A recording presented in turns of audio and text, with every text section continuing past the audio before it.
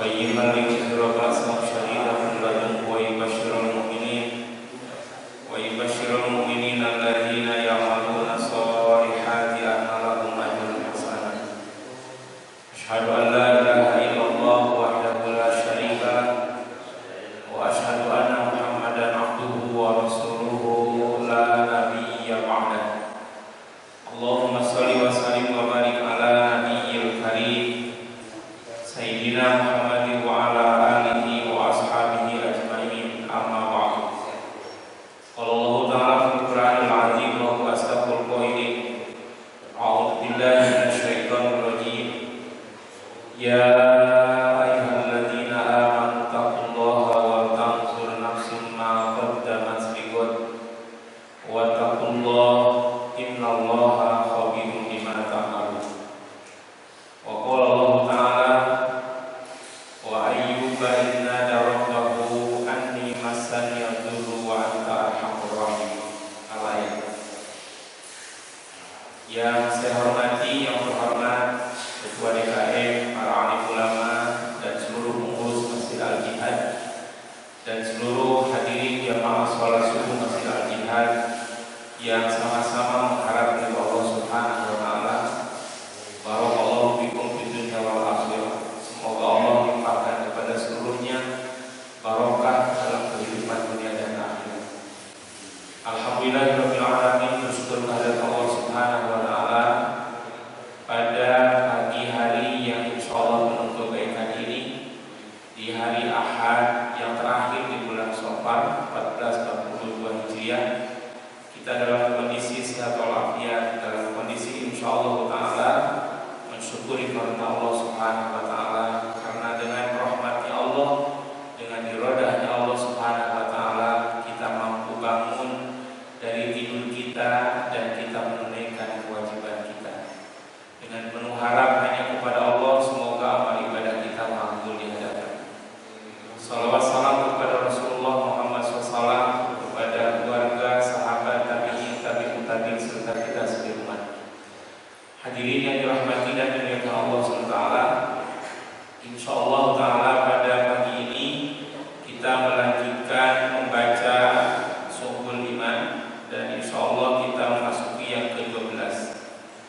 Jamaah yang dirahmati dan dimuliakan Allah SWT, pada bulan yang lalu kita sudah membaca Wasubatul Hadiyata Asyarata Al-Khawfu min Adabillah. Ya, Suhul Iman yang ke-11 yang lalu adalah takut dari siksa Allah Subhanahu wa Ta'ala. Dan insyaallah pada pagi ini kita akan membaca Wasubatul Saniyata Asyarata Ar-Raja'u li Rahmatillahi Ta'ala, yakni berharap terhadap rahmat Allah Subhanahu wa Ta'ala. Hadirin yang dirahmati dan dimuliakan Allah SWT, hadirnya kita saat ini di masjid yang insyaallah dimuliakan dan dicintai Allah adalah karena setiap kita mengharapkan rahmat Allah Subhanahu wa Ta'ala. Tidak mungkin kita sampai ke masjid ini kalau bukan karena mengharap rahmat Allah. Karena siapapun kita adalah mutlak bahwa kita hanya berharap dengan rahmatnya Allah Subhanahu wa Ta'ala. Allah Subhanahu wa Ta'ala berfirman di dalam surah Al-Qur'anul Karim, yaitu dalam surah 39 ayat 53, A'udzubillahi minasyaitonir rajim. Qul ya ibadiyalladzina asrafu ala anfusihim la taqnatu min rahmatillah innallaha yaghfiru dzunuba jami'an innahu huwal ghafurur rahim. Di buku ini seperti itu ya Allah. Jadi begitu menyebutkan Wasubatul Saniyata Asyarata Ar-Raja'u li Rahmatillahi Ta'ala, qala Allah Ta'ala qul ya ibadiyalladzina asrafu ala anfusihim la taqnatu min rahmatillah. Jadi Suhul Iman yang ke-12 ini, musannif ataupun mu'allif yang pengarang buku ini adalah langsung menulis ayat Al-Qur'anul Karim yang mengingatkan kepada setiap kita, qul ya ibadiyalladzina asrafu ala anfusihim, katakanlah wahai hamba-hambaku yang telah melampaui batas. Asrafu ini ditujukan kepada orang yang telah melampaui batas, bukan orang yang merencanakan untuk melampaui berlalu. Maka disuruh oleh Allah SWT, "Qul ya ibadiyalladzina asrafu ala anfusihim." Katakanlah wahai hamba-hambaku yang telah melampaui batas, la taqnatu min rahmatillah, janganlah berputus asa dari rahmat Allah Subhanahu wa taala. Jadi hari ini kalau mengingat masa lalu pernah berbuat kekhilafan, pernah berbuat kesalahan, pernah berbuat dosa dan segala halnya, tidak boleh putus asa dari rahmat Allah. Kenapa tidak boleh putus asa dalam ayat ini? La taqnatu min rahmatillah. Allah Subhanahu wa taala menegaskan, innallaha yaghfiru dzunuba jami'an. Sesungguhnya Allah mengampuni dosa semuanya. Ini kan adalah menumbuhkan rasa harapan yang penuh hanya kepada Allah. Karena Allah lah zat yang maha mengampuni dosa semuanya. Ya, jazakallah. Maka oleh karena itu ini diserukan muhatabnya kepada orang yang telah ini karena ilmaniyah asrafu ala anfusihim. Sangat berbeda dengan orang yang seumpama merencanakan ketidakbaikan, kejahatan di masa yang akan datang. Itu bukan tidak termasuk dalam kategori ayat ini. Allah menyebut dengan ayat ini adalah bagi hambanya yang telah melampaui batas. Maka yang sudah melampaui batas, jangan berputus asa dari rahmat Allah Subhanahu wa taala, karena Allah Subhanahu wa taala zat yang Maha Pengampun, yaghfiru dzunuba jami'an. Innahu huwal ghafurur rahim. Sesungguhnya Allah adalah zat Al-Ghafur, zat yang Maha Pengampun. Di dalam surah Al-Furqan disebutkan bahwa Al-Ghafur itu maknanya adalah Allah mengampuni dosa dan mengganti dengan pahala kebaikan. Dalam surah 25 ayat 70 Allah berfirman, illa man taba wa amana wa amila amalan shalihan fa ulaika yubadilullahu sayiatihim hasanat wa kana Allahu ghafurur rahim. Itu jalan Allah. Hadirin yang dirahmati dan dimuliakan Allah Subhanahu wa taala. Kemudian qala Rasulullah sallallahu alaihi wasallam, al-fajru raji li rahmatillahi ta'ala aqrabu ila Allah ta'ala min al-'abidil qanit. Hadis ini disebutkan adalah seorang yang al-fajir. Al-fajir itu adalah orang yang banyak berbuat salah, ya. Tapi dia mengharap rahmat Allah, aqrabu ila Allah ta'ala, lebih dekat kepada Allah Subhanahu wa taala daripada seorang ahli ibadah tapi putus asa. Jadi seumpama ada orang yang pernah berbuat salah, berbuat dosa dan dosanya luar biasa banyak, tapi dia masih roji, masih berharap kepada rahmatnya Allah, kepada ampunan Allah, lebih dekat kepada Allah daripada seorang yang banyak ibadah tapi putus asa. Ini pentingnya Allah, ya. Maka ini pentingnya adalah kita mengharap betul kepada rahmatnya Allah Subhanahu wa taala. Jangan pernah menjadi orang yang senantiasa berputus asa dari rahmat Allah Subhanahu wa taala. Maka tatkala seseorang wafat, itu tanamkanlah berharap kepada rahmat Allah. Jangan pernah berputus asa. Bagaimana caranya? Ya, bagaimana caranya? Maka orang-orang sekitarnya, ketika ada orang tadi didoakan guru kita, ya Bapak Ustadz Subhan, ya Allah, yang senantiasa berjuang dengan kita di masjid kita ini, luar biasa. Kita mengenal beliau luar biasa. Ya, kita doakan semoga Allah limpahkan rahmatnya kepada beliau. Karena Nabi Ayub alaihissalam pun di dalam surah Al-Anbiya ayat 83, jawab Allah, Nabi Ayub itu kita paham insyaallah bagaimana Nabi Ayub dalam kisahnya itu Allah berikan ujian yang begitu berat.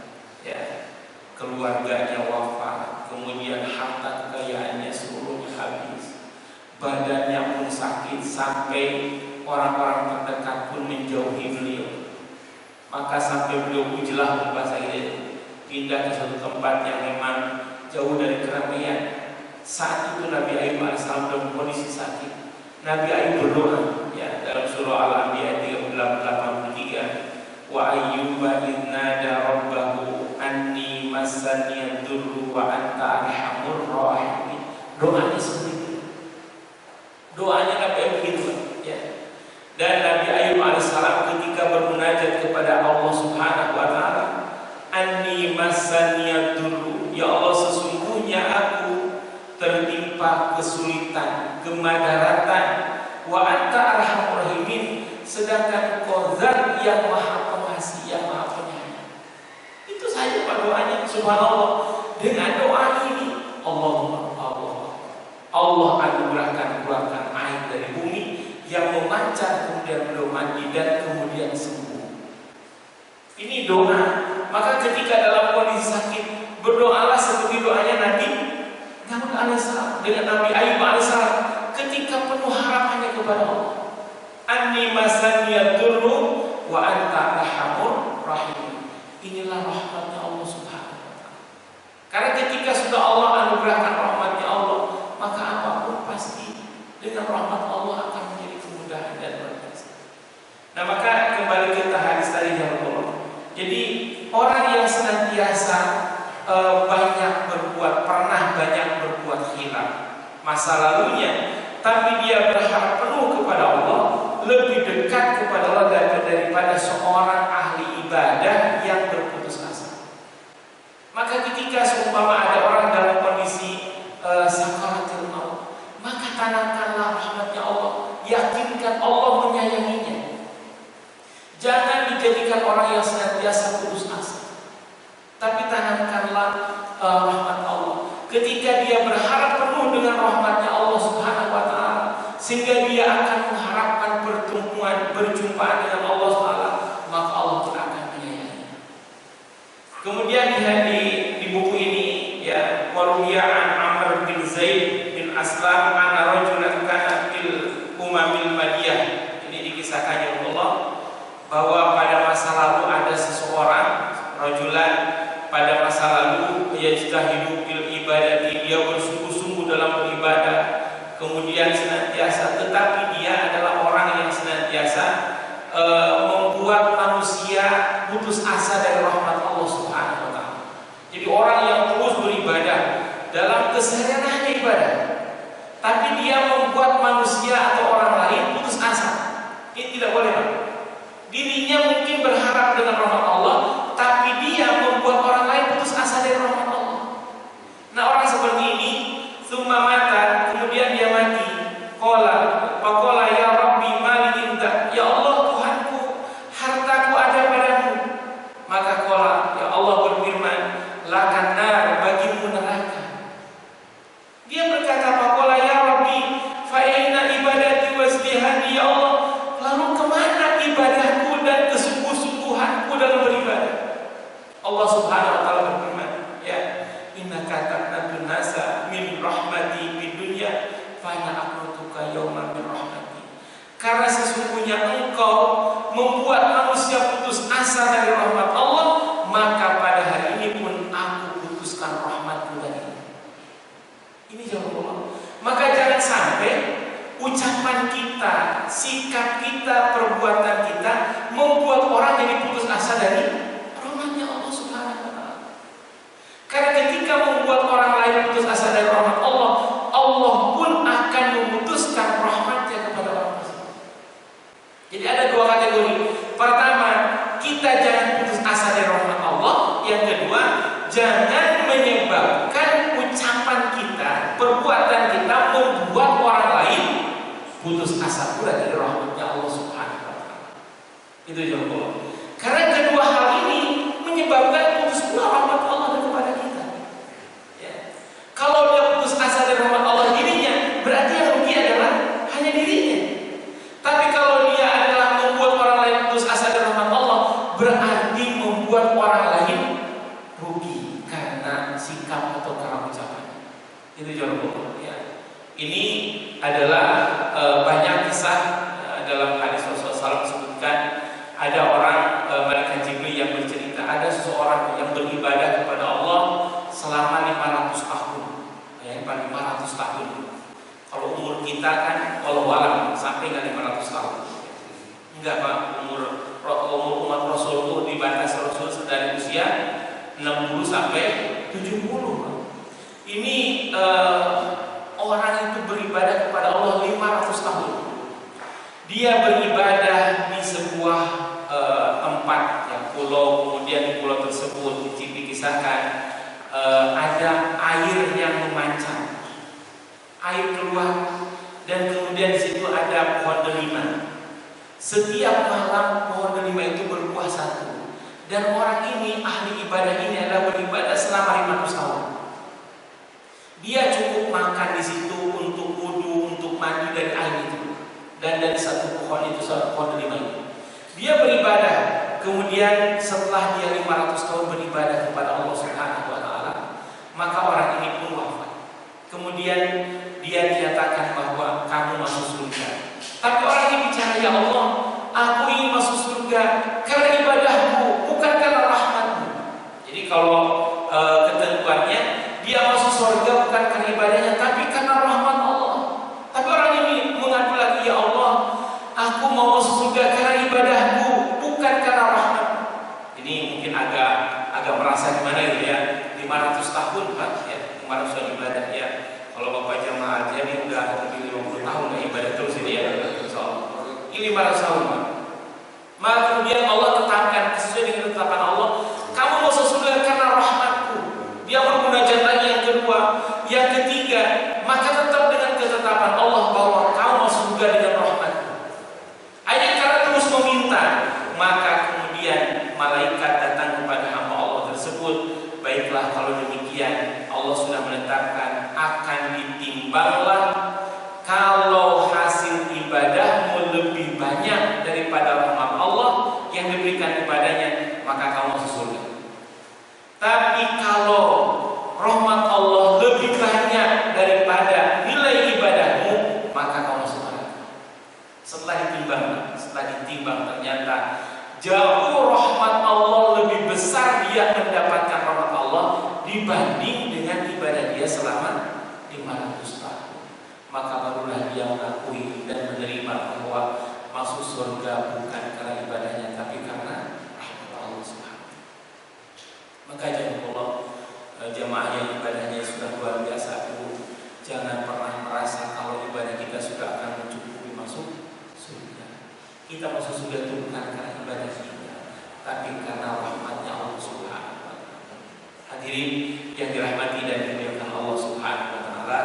Lalu apa hakikat roja itu berharap rahmat Allah? Adalah wa irtiyahul qalbi lintidorihi ma huwa mahbubun indah, ya, yaitu senangnya hati karena menunggu sesuatu yang dicintainya menjadi miliknya. Itu adalah roja, diartikan dalam buku ini demikian. Hadirin yang dirahmati dan dimuliakan Allah SWT, kalau ada buku yang menyatakan bahwa jalan menuju rahmatnya Allah itu sangat banyak, tapi dalam pertemuan ini kita akan lihat beberapa jalan menuju rahmatnya Allah, mendapatkan rahmatnya Allah. Yang pertama, janganlah dalam surah Al-Hujurat ayat 10, ayatnya sudah dimampu oleh jemaah. Allah berfirman, a'udzubillahi minasyaitonirrajim, innamal mu'minuna ikhwatun fa'aslihu baina akhawaykum wa taqullaha la'allakum turhamun. Di ayat yang pertama ini yang kita baca, Allah, sesungguhnya mukmin itu bersaudara, fa'aslihu baina akhawaykum, maka damaikanlah sesama saudaramu, ya, dan bertakwalah kepada Allah supaya kamu dirahmati Allah Subhanahu wa Ta'ala. Di ayat ini, supaya kita mendapatkan rahmat Allah, jadikan dalam hidup kita bersaudara dengan sesama muslim, ikhwatun. Maka tidak boleh kita membuat saudara muslim kita putus asa dari kita. Contoh umpama, wah, kau bukan golongan saya, jangan ke sini. Itu berarti kita membuat orang lain tersebut adalah putus asa. Kalau membuat orang lain putus asa, berarti kita memutus rahmat Allah kepada diri kita dan kepada orang tersebut. Oleh karena itu, ayat ini adalah mengingatkan kepada setiap kita, siapapun saudara kita yang bersyahadat yang sama dengan kita, itu saudara kita, ikhwatun. Kalau terjadi situasi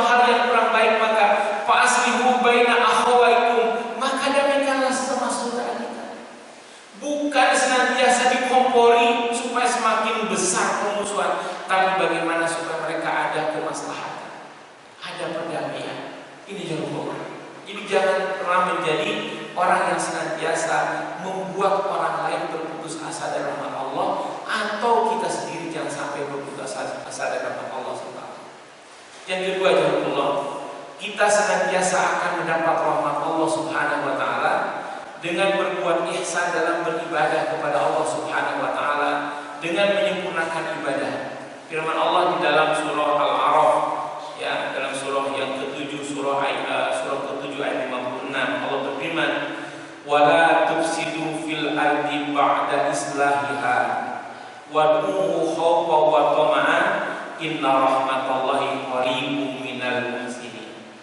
Dan janganlah kamu membuat kerusakan di muka bumi. Wad'uhu, ya, dan janganlah kamu berbuat kerusakan di muka bumi setelah bumi ini dalam kondisi sangat baik, islahnya. Allah melarang kita berbuat kerusakan di muka bumi.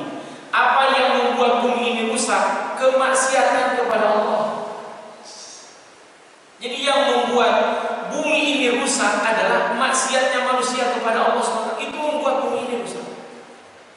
Selain membuat kerusakan bumi yang bersifat kelihatan, ya, seperti dalam surah Ar-Rum ayat 41, "Dhuharal fasadu fil barri wal bahri bima kasabat aydin nas yudhiqahum ba'dal ladzi amilu la'allahum yarji'un." Nah, itulah yang bersifat nampak. Tapi yang lebih parah lagi kerusakan bumi ini adalah akibat kemaksiatan manusia. Bukankah Allah menimpakan berbagai macam adab, berbagai macam bencana adalah karena kesyirikan manusia kepada Allah, karena kemungkaran manusia kepada Allah. Kaum Nabi Lut, kaum Nabi Hud, kaum Nabi Saleh dibinasakan. Kenapa? Karena kemaksiatannya kepada Allah. Maka dengan senantiasa kita takut kepada Allah, berbuat soleh, beramal yang terbaik, itu adalah bumi pun akan menjadi lebih baik. Maka Allah ingatkan kepada kita, wala tufsidu fil ardi ba'da islahiha. Ya, janganlah membuat kerusakan di bumi setelah bumi ini dalam kondisi islah. Wad'uhu khawfan wa tama'an, berdoalah kepada Allah dengan penuh rasa khawatir, khaufan, rasa takut, wa tama'an, dan optimis. Ya, khawatir kalau sebelum berdoa, optimis setelah berdoa. Inna rahmatallahi qaribun minal muhsinin. Sesungguhnya rahmat Allah itu begitu dekat kepada orang-orang al-muhsinin, orang-orang yang berbuat kebaikan. Jadi jazakallah. Yang kedua, ketika kita ingin mengharapkan rahmat Allah Subhanahu wa taala, jadilah orang yang muhsinin. Mana muhsinin ini? Allah sebutkan di antaranya surah 3 ayat 134. Al-muhsinin itu adalah orang yang senantiasa alladzina yunfiquna bis-sarra'i wad-dharra, orang yang menginfakkan hartanya dalam keadaan lapang atau susah. Kemudian wal kadhimina al-ghaidha, orang yang mampu mengendalikan amarah, wal 'afina 'anil nas, dan orang yang senantiasa memaafkan manusia. Wallahu yuhibbul muhsinin, dan Allah mencintai orang-orang al-muhsin. Itu ya Allah. Jadi rahmat Allah itu dekat kepada al-muhsinin. Yang ketiga ya Allah adalah supaya kita mendapatkan rahmatnya Allah Subhanahu wa taala, kita tingkatkan takwa kita kepada Allah, mentaati perintah Allah dan juga menjauhi yang dilarang Allah. Firman Allah dalam surah Al-A'raf ayat 156, Allah tegaskan, a'udzubillahi minasyaitonir rajim, wa rahmati wasi'at kulla syai' fasa'aktubuha lilladzina yattaquna wa yu'tuna zakata walladzina hum biayatina yu'minun. Allah SWT menegaskan, wa rahmati wasi'at kulla syai', rahmatku mencakup segala sesuatu. Allah SWT menegaskan, rahmatku, firman Allah, wa rahmati wasi'at kulla syai', rahmatku mencakup segala sesuatu. Fasa'aktubuha lilladzina yattaqun wa yu'tuna zakata walladzina hum biayatina yu'minun. Dan hal tersebut, rahmat tersebut adalah ditetapkan bagi siapa? Lilladzina yattaqun, bagi orang-orang yang bertakwa. Jadi hamba Allah yang bertakwa, yang menunaikan zakat dan yakin dengan ayat Allah SWT, itu adalah pasti mendapat rahmat Allah Subhanahu wa taala. Jadi jamaah jihad ini, hamba-hamba Allah yang senantiasa bertakwa adalah pasti mendapatkan rahmat Allah. Itu yang ketiga jemaah. Yang keempat jemaah adalah menyayangi makhluk Allah, maka akan disayang oleh Allah Subhanahu wa taala. Dalam sabda Rasulullah, irhamu man fil ardi yarhamukum man fis sama. Sayangilah apa yang ada di muka bumi ini, maka kamu akan disayang oleh yang ada di langit. Ya, jazakallah. Maka kita menyayangi, wujudkan kasih sayang itu, saling asih dan asuh, saling asah dengan ilmu, ya. Kemudian saling asih dengan yang kita miliki, saling asuh dengan perhatian. Yang tadi disampaikan oleh Al-Mukarram guru kita ketika daring anak-anak dampingi, itu mewujudkan saling asah, asih dan asuh. Kayak namanya anak-anak belum tahu kebaikan ataupun keburukan, dia tahunya adalah apa yang dilakukan oleh orang lain, dia meniru. Maka di sini pentingnya kita ada pengasuhan, ya, tidak boleh dilepas begitu saja. Kita wajib mengingatkan karena anak-anak itu belum tahu. Nah, kita yang sudah tahu wajib membimbingnya, mengingatkannya. Itu jawabannya. Maka ketika memberikan fasilitas, tidak hanya sekedar fasilitas, yang terpenting lagi adalah pembimbingan, pembinaan terhadap anak-anak. Itu jawabannya. Maka mesti luar biasa, Pak, memberikan fasilitas untuk anak-anak daring, ya, saat dalam kondisi seperti ini. Tapi tidak bisa pula anak-anak itu dilepas begitu saja. Apalagi di masjid, di sekitar masjid, jangan sampai dia belok ke hal-hal yang justru tidak sesuai dengan tujuan yang kita kita wujudkan ini. Ya. Kalau kita memberikan pembiaran begitu, padahal sudah tahu kekeliruan, berarti kita termasuk dalam kondisi mendapatkan dosa. Karena kita memfasilitasi, ya, man sana sunatan sayiatan, khawatir jadi kategorinya siapa orang yang menjadi jalan keburukan, pala wijrun wa wijrun man amila biha. Nah, tujuannya baik, maka kita tidak boleh berhenti hanya pada menyiapkan fasilitas, tapi juga yang lebih penting adalah pembinaan, pengayoman, pengawasan, pembimbingan terhadap anak-anak. Hadirin yang dirahmati Allah Ta'ala, ini karena ini wujud dari irhamu man fil ardi yarhamukum man fis sama. Sampai dalam sabda Rasulullah, kamu senantiasa harus berkasih sayang termasuk kepada hewan sembelihan pun. Kita harus mewujudkan rahmatnya Allah SWT. Itu aja Allah. Kemudian yang kelima, ya Allah, ini pintu mendapatkan rahmatnya Allah SWT adalah beriman, berhijrah, berjihad. Ini pas dengan misi dakwah ini, ya. Dalam surah Al-Baqarah ayat 218 Allah berfirman, A'udzubillahi minasyaitonirrajim. Innal ladzina amanu wal ladzina hajaru wa jahadu fi sabilillahi ulaika yarjuna rahmatallahi wallahu ghafurur rahim. Allah SWT berfirman, sesungguhnya orang-orang yang beriman, insyaallah ini jamaah semua kategori ini.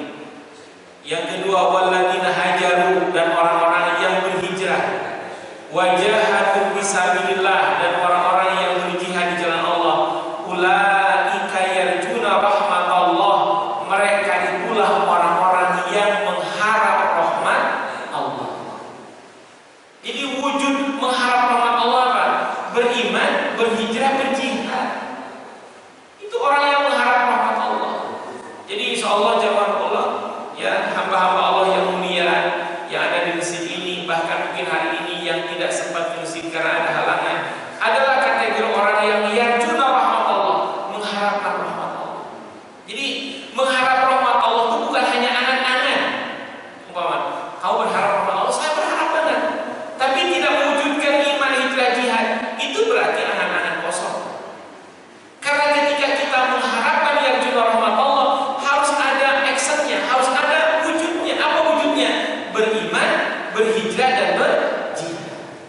Ini surah Al-Baqarah 28. Orang yang senantiasa menunjukkan mengharap rahmat Allah, yarjuna rahmat Allah, diwujudkan dalam ikhtiar yang sungguh-sungguh. Ya, insyaallah kata makna jihad, mana hijrah, mana jihad adalah jamaah al-jihad sudah sangat biasa. Ya jamaah Allah. Jadi ketika kita mengharap rahmat Allah, jangan hanya angan-angan, jangan hanya cita-cita, tapi harus diperjuangkan. Kemudian yang keenam Allah adalah orang yang mengharapkan rahmat Allah diwujudkan dengan sholat, zakat dan mentaati Rasul.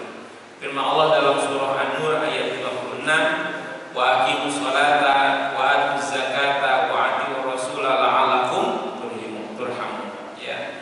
Dirikanlah sholat, tunaikanlah zakat dan taatlah kepada Rasul supaya kamu dirahmati Allah Subhanahu wa taala. Jadi jawaban Allah, maka mengharap rahmat Allah itu wujud dalam ikhtiar yang sangat luar biasa. Kemudian yang dirahmati Allah taala jemaah yang ketujuh, berdoa kepada Allah Subhanahu wa taala untuk mendapatkan rahmat Allah dengan bertawassul dengan Asmaul Husna. Ini mengharapkan rahmat Allah dengan bertawassul dengan Ar-Rahman, Ar-Rahim. Bertawassul boleh, ya. Bertawassul dengan apa? Dengan menyebut Asmaul Husna. Bahkan dalam akhir ayat surah Al-Isra itu Allah menegaskan, Qulillah awir rahman ayyaman tad'u falahul asmaul husna wa la tajhar bi sholatika wa la tuhafiz biha wa btaghi baina dzalika sabila. Allah mengingatkan dalam ayat tersebut adalah yakni kita supaya bermunajat kepada Allah dengan menyebut Ar-Rahman, Ar-Rahim. Maka bertawassul dengan Asmaul Husna Ar-Rahman, Ar-Rahim. Ya, Ar-Rahman Maha Pengasih, Ar-Rahim Maha Penyayang. Ya. Seperti doa ya Rabb kami berikanlah rahmat kepada kami. Ya, seperti munajatnya Ashabul Kahfi. Ya Allah, dalam surah Al-Kahfi yang semua jamaah selalu membacanya di malam Jumat atau di pagi Jumat. Di situ Allah mengisahkan Ashabul Kahfi. Ayat yang ke-10, ya Allah berfirman, a'udzubillahi minasyaitonirrajim, iz awal fityatu ilal kahfi faqalu rabbana atina min ladunka rahmah wa hayyi lana min amrina rasyad. Jadi doa Ashabul Kahfi itu, ya Allah, memohon kepada Allah, ya Allah Tuhan kami, berikan kepada kami dari sisimu apa? Rahmat Allah SWT. Coba, dengan rahmat Allah Subhanahu wa taala, Allah takdirkan mereka tidur selama salasami'atin wazdadu tis'an, 300 tahun ditambah 9. Kenapa? Karena rahmat Allah. Subhanallah. Ya. Dengan rahmatnya Allah Subhanahu wa taala, dibaca sejarahnya luar biasa kisah dalam Al-Qur'an itu, Ashabul Kahfi, setiap saat Allah bolak-balikkan tubuh mereka dalam kondisi tidur. Ya. Allah bolak-balikkan. Maka demikian pula apa hikmahnya? Ini dengan rahmatnya Allah SWT. Demikian pula kita ketika kita tidur, usahakan tempat tidurnya agak lebar-lebar. Karena dalam posisi tidur kita supaya bisa bolak-balik. Karena kalau posisi tidur tetap begitu, itu begitu bangun kurang nyaman. Nah, maka Ashabul Kahfi ketika bermunajat kepada Allah SWT, Rabbana atina min ladunka rahmatan wa hayyi lana min amrina rasyada. Memohon kepada Allah rahmat Allah. Dan dengan rahmatnya Allah SWT, Allah selamatkan tidur selama 309 tahun dalam kondisi yang tolak. Kenapa? Karena rahmatnya Allah. Maka seringlah pula kita bermunajat kepada Allah dengan doanya Ashabul Kahfi. Ya. Rabbana atina min ladunka rahmatan wa hayyi lana min amrina rasyad. Itu ya. Jadi mohon kepada Allah supaya disempurnakan petunjuk dan juga rahmatnya Allah SWT. Dengan hal tersebutlah kita akan sampai kepada rahmatnya Allah. Itu wujudlah di dunia saja dengan rahmatnya Allah orang bisa tidur selama 300. Itu karena rahmatnya Allah. Subhanallah, Pak. Ya. Ini rahmat Allah. Apalagi rahmat Allah nanti di akhirat. Rahmat Allah itu ada 100 baik. Satu diturunkan di bumi. Ini di bumi, Pak. Bapak jamaah yang terhormat ini begitu minum, merasa nikmat minum itu bagian dari satu rahmat Allah dan dirasakan oleh sekian miliar makhluk Allah, baik manusia, jin, syaitan, hewan, tumbuhan. Itu satu rahmat Allah. Sedangkan di surga nanti ada 99 rahmat Allah hanya diperuntukkan bagi ahli surganya Allah.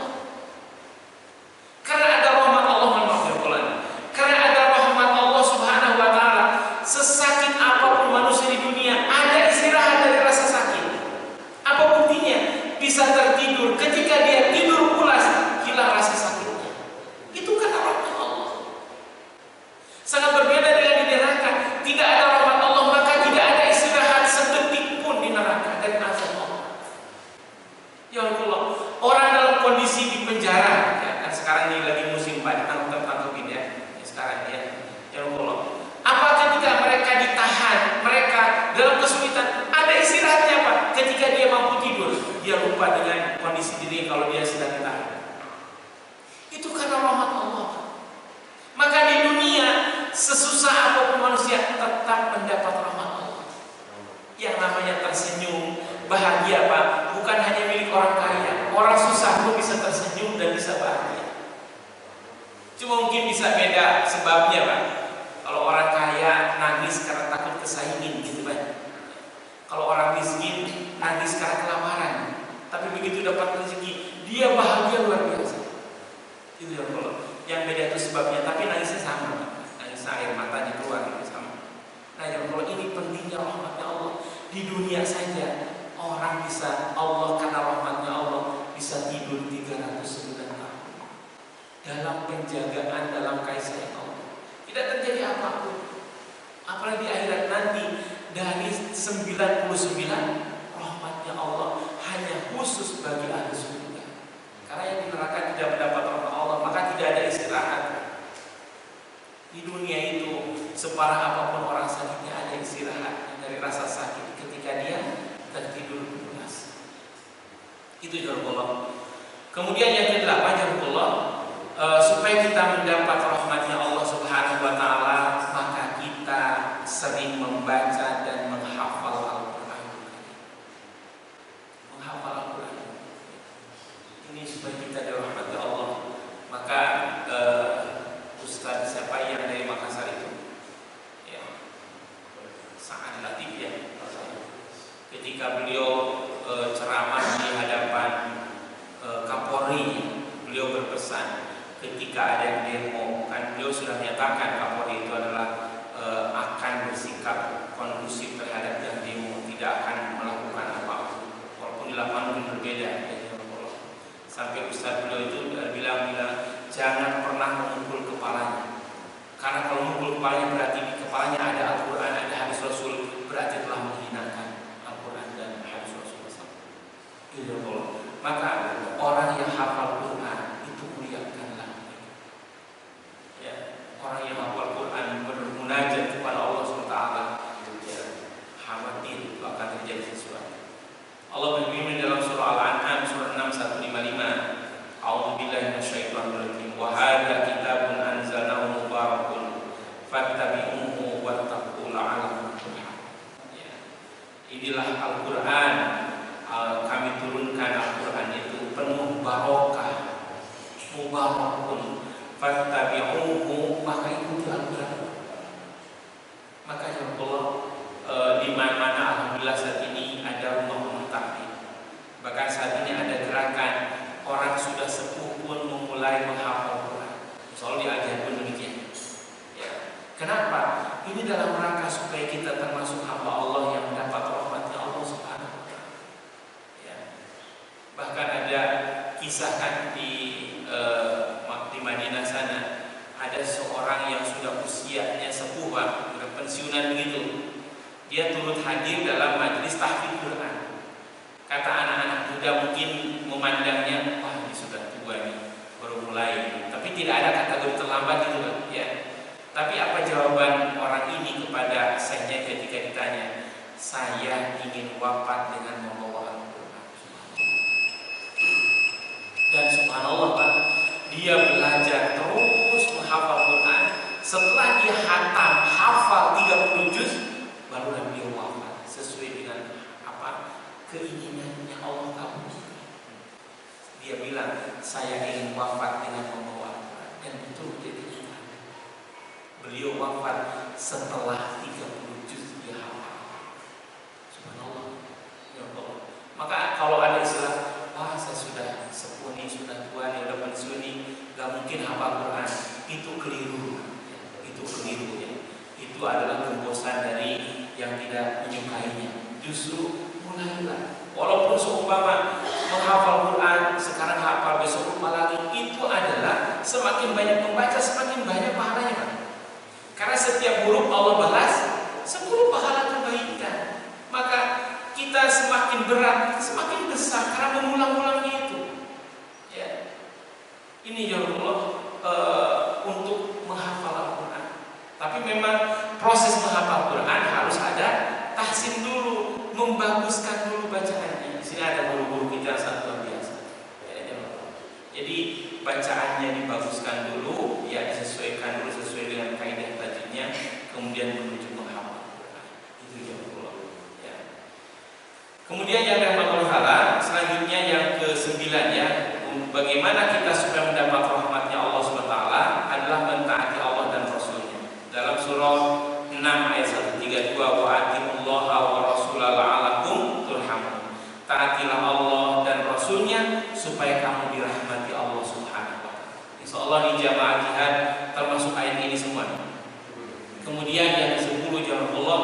untuk mendapat rahmat Allah. Kalau Al-Quran sedang dibacakan, kita wajib diam dan mendengarkan. Dengarkan, simak ketika Al-Quran dibacakan. Guru kita, imam kita, Al-Mukarram Bapak Haji Yoyo sedang menjadi imam. Kita wajib senantiasa pastami'u lahu wa ansitu la'alakum turhamun. Ya, jangan. Allah menegaskan, wa idza quri'al Qur'anu fastami'u lahu wa ansitu la'alakum turhamun. Surah Al-A'raf ayat 22. Apabila dibacakan Al-Qur'an, fastami'u, maka dengarkanlah. Wa ansitu, dan dia la'alakum turhamun, supaya kamu dirahmati Allah Subhanahu wa taala. Dibacakan itu Allah ya. Maka ketika menjelang Jumat, yang paling bagus apa? Dibacakan Al-Qur'an. Ya. Yang paling bagus dibacakan Al-Qur'an. Jadi bukan kaset gitu kan. Ya. Kalau di sini kan langsung hamba Allah ya. Tapi kadang-kadang yang jagain siapa gitu ya. Ya. Yang terus bacanya bukan orang gitu ya. Kaset gitu. Kalau di sini tidak bayar. Yang bagus giliran gitu ya. Nah, ini silakan baca. Yang sudah bagus bacaannya, ya itu jangan Allah. Jadi jangan hanya nyetel lalu pergi kemana gitu. Ya. Setelah itu ternyata ada azan, pada belum waktunya, kan jadi lari. Kok jadi azan gitu kan? Ada gitu kan? Kasus ada begitu Pak, ada gitu ya. Jadi kalau setelah 12 sudah azan, kok udah duhur ini? Padahal belum waktunya. Kenapa? Karena ditinggal gitu Pak. Ini kasusnya di masjid lain Pak, di sini nggak ada. Ya. Ini harusnya, makanya yang baca itu adalah hamba Allah SWT. Jadi langsung gitu ya. Ya. Ini banyak kasus Pak begitu ya. Termasuk mungkin kayak malam Idul Fitri, Idul Adha juga begitu Pak. Takbiran itu nggak ada siapa-siapa tapi sekitar bunyi terus gitu ya. Ya ternyata nggak ada orang gitu. Di sini nggak pernah begitu. Nah demikian pula jangan kalau baca Quran. Jadi baca Quran itu supaya dirahmati Allah adalah kita yang baca. Nah ketika ada yang baca diperhatikan. Disinilah pentingnya tasmi wa tahsin ya, untuk menyimak dan membaguskan. Jadi maka pahala mendengarkan pun insya Allah sama dengan yang membaca. Buat halakoh kecil ya. Kemudian ada yang baca, kemudian ada yang mengingatkan bacaan yang keliru. Dan ketika diingatkan jangan marah ya Allah. Orang muslim itu tidak marah ketika diingatkan, tapi dia bersyukur, berterima kasih. Kemudian ya Allah yang ke-11 adalah supaya kita mendapatkan rahmatnya Allah, memperbanyak istighfar ya, memohon ampun kepada Allah Subhanahu wa taala. Dalam surah 27 An-Naml ayat 46 ini Nabi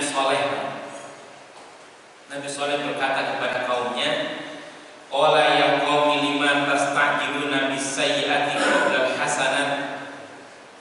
al-hasanah laula tastaghfirunallaha la'allakum turhamun. Nabi Soleh berkata kepada kaumnya, kenapa kamu sekalian ini ingin disegerakan sayyi'ah, azab, siksaan ya sebelum datangnya al-hasanah.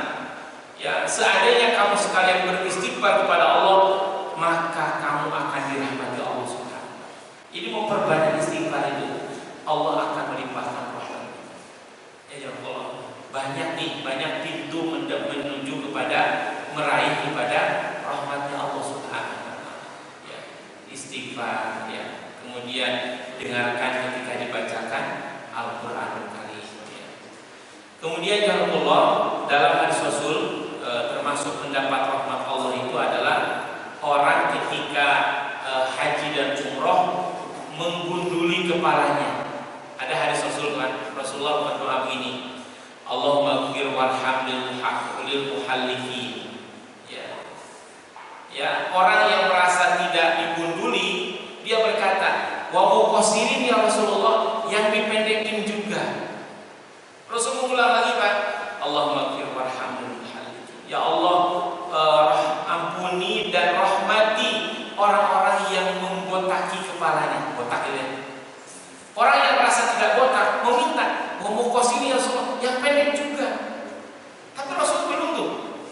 Baru yang ketiga Rasul bilang, Allahumma ighfir warhamil muhalliqin. Ya Allah, ampuni dan sayangi orang-orang yang membotaki kepalanya. Wa muqassiri Rasulullah, wa muqassiri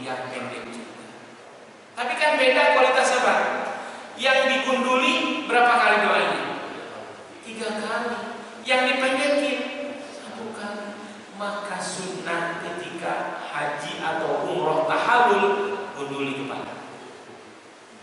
Apa ya? Jadi dari sana itu wah botak kepalanya, berarti mendapat insya Allah mendapat doa Rasul, diampuni dan dirahmati Allah SWT. Tapi kadang ada yang mengatakan, saya nggak mau gundul nanti disebut botak. Ya apa? Nanti rambut menunggu lagi Pak ya, supaya mendapatkan rahmatnya Allah SWT. Karena mendapat 3 doa juga orang yang menggunduli kepala. Bagaimana kalau di sini bukan tahallul, Pak, bukan pakai kepala ya, itu bukan tahallul gitu. Kemudian Allah yang berikutnya diantaranya ini adalah supaya mendapatkan rahmat Allah adalah wujud dari meneladani Rasulullah. Dalam surah Al-Ahzab ayat 21 Allah menjelaskan, "Laqad kana lakum fi Rasulillah uswatun hasanatun liman kana yarjullaha wal yawmal akhir." Jadi sungguh telah ada suri teladan pada Rasulullah SAW, yaitu suri teladan yang baik pada Rasulullah SAW. Bagi siapa? Bagi orang yang mengharapkan rahmat Allah dan keselamatan pada hari kiamat. Intinya ya Allah, orang yang akan mendapatkan rahmat Allah adalah orang yang senantiasa mentaati Allah dan Rasulnya dan berjuang sepenuh hati bagaimana mencapai keriduan dan rahmatnya Allah Subhanahu wa Ta'ala. Maka insya Allah Ta'ala duduknya kita di Masjid Al-Jihad di pagi hari ini sebagai wujud kita yang juga rahmat Allah, mengharapkan rahmat Allah Subhanahu wa Ta'ala. Mudah-mudahan kita di dunia dalam lindungan rahmat Allah dan di akhirat kita menjadi ahli surga akan merasakan menikmati 99 rahmatnya Allah Subhanahu wa Ta'ala. Demikian jazakumullah suku iman yang ke-12. Silakan jika akan ada yang menambahkan. Wallahu a'lam.